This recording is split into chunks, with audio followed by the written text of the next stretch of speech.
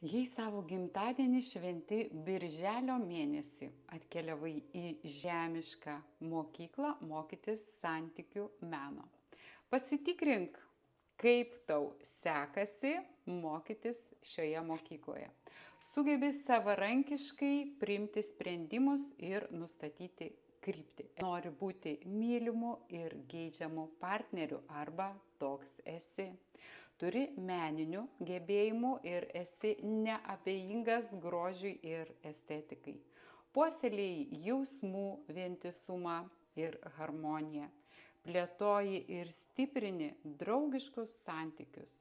Gerbi savo partnerio nepriklausomybę. Na, o jei bijai įsimylėti ar išgyveni daugybę emocijų, vadinasi, yra kur tobulėti.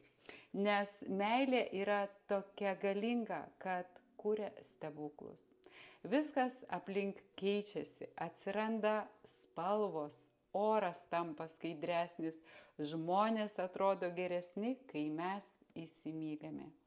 Šitas jausmas yra toks gilus, susijungus mūsų sieloms, atsitraukia bėdos ir rūpesčiai tampa malonus.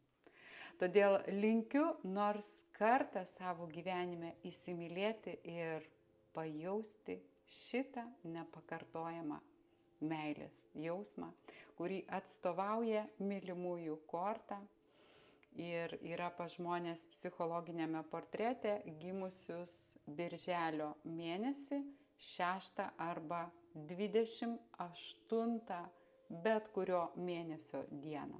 Na, o jei nori sužinoti apie save daugiau, kviečiu į asmeninės konsultacijas pasidaryti savo individualų psichologinį portretą, instrukciją, kuria tu galėsi vadovautis, būti sėkmingesnis, laimingesnis, kurti harmoningus santykius.